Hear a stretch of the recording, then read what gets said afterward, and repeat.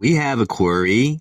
How does it feel physically, mentally, and emotionally to be in the presence of higher density service to other entities? For example, how did it feel for those around Jesus or those in Egypt around Ra when they came down? We are Quo, and we are aware of your query, my sister. This is an interesting query, and we shall try to utilize the experience of those in the circle and of this instrument to communicate that experience of which you seek to understand. However, we must cavent that by saying that each experience is unique and as singular and all-encompassing as a single grain of sand. Those who have gone through this incarnational experience in the presence of entities who are of a higher density may describe that experience as though it is being closer to a source of light, or a magnetism, if you will.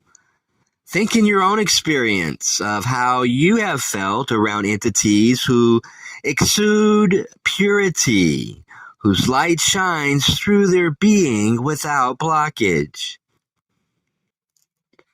Think of experiences within your life where you have come across an entity who is unconditionally loving, who is compassionate, who is helpful, who is able to open their arms to you without question or without expectation of return. Or even simply think of the person you cross on the street who flashes a smile when you needed it the most. Think how that made you feel. How seen, how loved, how rejuvenated, invigorated, how pure the experience may have seemed. Think of how that inspired your own observations or contemplations on the experience. What came up for you in those moments? Did those moments challenge you in a way towards positive spiritual growth? Did those moments inspire you to act similarly? In those moments, were you able to see the unity of all creation?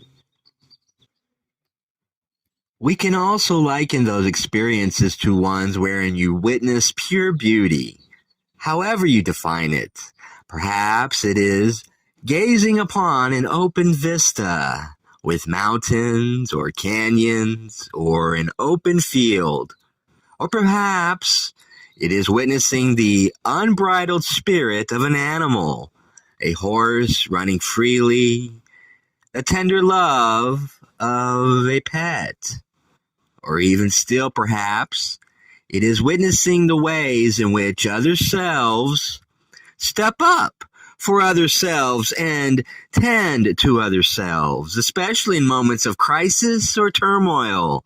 Think of how witnessing those moments made your heart feel the lightening. And by lightening, we mean both the removal of weight of experience or weight of identity, and also in the terms of a shock of brightness and energy that fills the heart.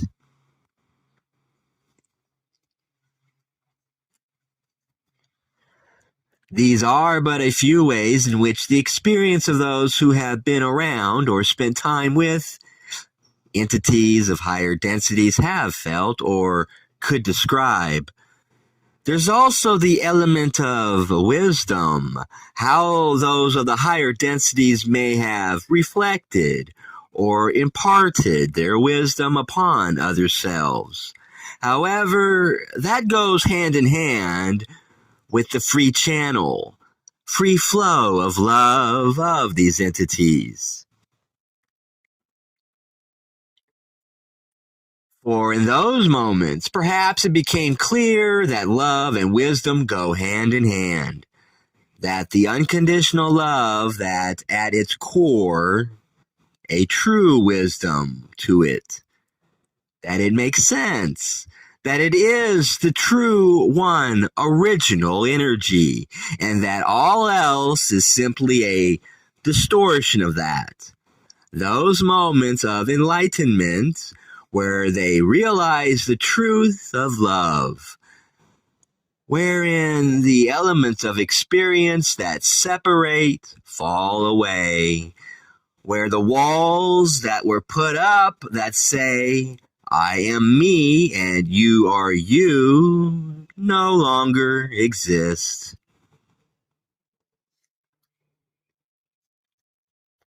And in those moments when it clicks, when it shines so brightly that one might say, of course love is all that there is. How incredibly wise and true.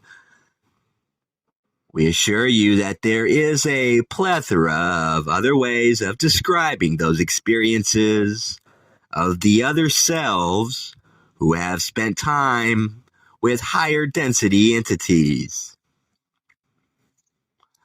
For certain, there were possibly moments of misunderstanding or perhaps judgment, for we are all, every single one of us, attempting to make sense of this illusion. The ways we see ourselves in this incarnation may challenge or be challenged by entities of higher densities, for it may shake the foundation of what you call the status quo, or what has been ingrained within you through your environmental experiences, your upbringing, your various schools of thought within this illusion. But always at the opposite end of these moments were the opportunities to forgive and accept, to love, to see it for what it is. This chance to understand both self and other self, and experience, to see the manyness of the creation boil down to the oneness.